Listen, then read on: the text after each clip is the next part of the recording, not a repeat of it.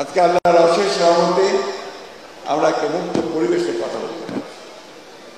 তখন কিন্তু আমরা মুক্ত পরিবেশে কথা বলার কোনো সুযোগ ছিল না। আমরা কিন্তু ঘরে থাকতে পারতাম না। আমাদের হাজার হাজার ছেলে তারা বাড়ি ছাড়া হয়েছিল, ঘর ছাড়া হয়েছিল।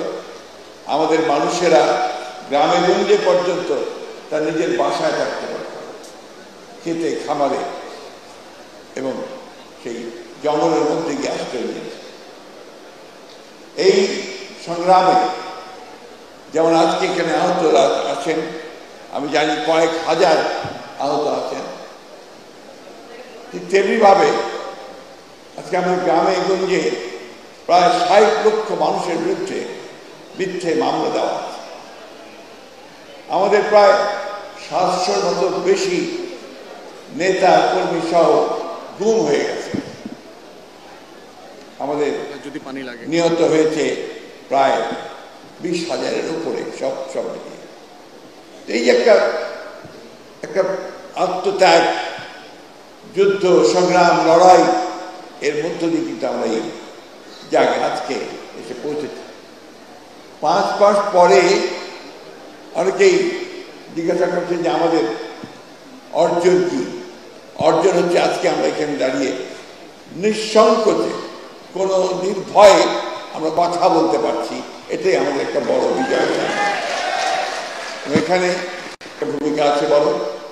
এবং আজকে আমি তাদের যে কাউন্সিল হয়েছে, সেই কাউন্সিলে যারা নতুনভাবে নির্বাচিত হয়েছেন, আমাদের মুজিবুর রহমান মঞ্জু সাহেব এবং ব্যারিস্টার ফুয়াদ সাধারণ সম্পাদক হিসেবে, আমি তাদেরকে আন্তরিক অভিনন্দন, শুভেচ্ছা জানাচ্ছি আমার দল বাংলাদেশ জাতীয়তাবাদী দলের পক্ষ থেকে, আমার নেত্রী দেশনেত্রী বেগম খালেদার পক্ষ থেকে, আমার নেতা জনাব ভারপ্রাপ্ত চেয়ারম্যান তারেক রহমানের পক্ষ থেকে।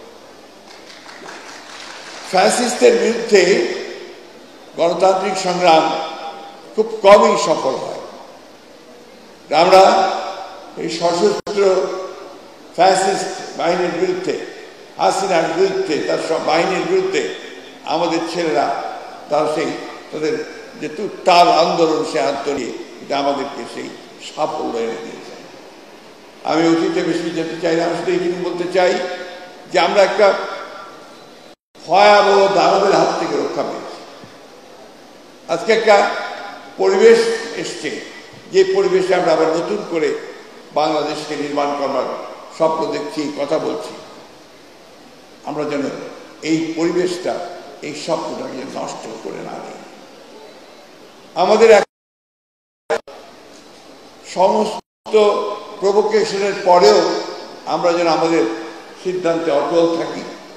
আমরা একটা গণতান্ত্রিক ব্যবস্থায় ফিরে যেতে চাই, আমরা বৈষম্য দূর করতে চাই, আমরা বাংলাদেশের সেই আমাদের তরুণদেরকে তাদের সঙ্গে হাতে হাত মিলিয়ে, কাঁধে কাঁধ মিলিয়ে আমরা একটা নতুন বাংলাদেশ দেখতে চাই। এখানে আমাদের কোনো বিভেদ নেই, কিন্তু দুর্ভাগ্যক্রমে আমাদের দেশেরই কিছু মানুষ তারা আজকে বিভিন্নভাবে এই ঐক্যে তারা কিছু ফাটল ধরানোর চেষ্টা করছে। আমি জানি সেই চেষ্টা সফল হবে না। আমরা অবশ্যই সম্মিলিতভাবে, ঐক্যবদ্ধভাবে আমাদের যে লক্ষ্য, সেই লক্ষ্যে আমরা পৌঁছতে সক্ষম হব না, আমি বিশ্বাস করি। আমি খুব সুস্থ নই, আর সেই জন্য বেশি কথাও বলবো না, শুধু এইটুকু কথা চাই যে আজকে বাংলাদেশকে নতুন করে নির্মাণ করবার যে স্বপ্ন আমরা দেখছি, সেই স্বপ্নকে বাস্তবায়িত করতে হলে আমাদের কিন্তু একটু ধৈর্য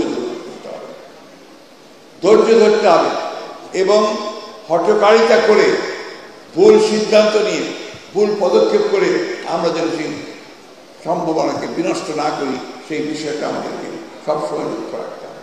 হ্যাঁ, দেশের অবস্থা অর্থনৈতিক দিক দিয়ে খুব ভালো নয়, রাজনৈতিক দিক দিয়ে ভঙ্গুর অবস্থা হয়ে আছে, একটা ভাসমান পরিস্থিতি আছে। আমরা সেইটাকে একসাথে করতে চাই, আমরা সেটাকে একখানে নিয়ে সবাই মিলেই আমরা সবাই মিলে একসাথে হয়ে যদি আমরা সেই দাওয়াতকে সরাতে পেরেছি, তাহলে আমরা কেন পাবো না আমাদের নতুন রাষ্ট্র। আমরা সংস্কারের কথা আগেই বলেছি, আবার বলছি যে আমরা সংস্কার চাই। কিছু কিছু মানুষ আছেন যারা একটু ভুল বোঝানোর চেষ্টা করেন যে আমরা সংস্কার আগে নির্বাচনে চাই না, নির্বাচনের অর্থে বিষয়টা সেটা না। এটা বুঝতে হবে।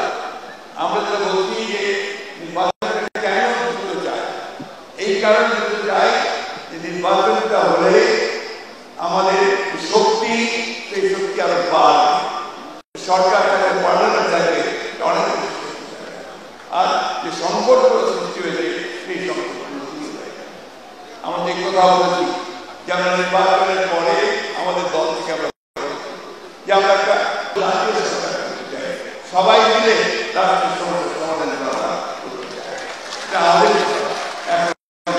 যারা আপনারা দলে আছেন, যারা রাজনৈতিক দলগুলো আছেন, তারা অবশ্যই এটা ভাববে, চিন্তা করবেন এবং সেই হিসেবে তারা তাদেরকে মতামত থেকে মতামত দেবেন।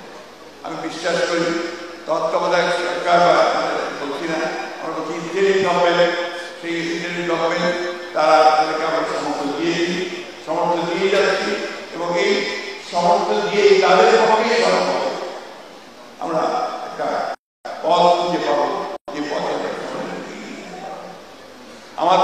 আমার বাংলাদেশ পার্টি, এবি পার্টি তরুণদের, আমি ব্যক্তিগতভাবে খুবই আশাবাদী এই দলের মধ্যে যে সমস্ত তরুণেরা যারা দল করছে, দলকে সামনে এগিয়ে নিয়ে যাচ্ছে, তারা অবশ্যই সফল হবেন।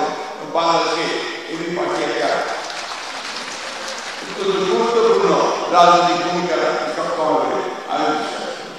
আমি আবারও সব শেষে আপনাদেরকে আহ্বান জানাবো যে আসুন আমরা সবাই ঐক্যবদ্ধ থেকে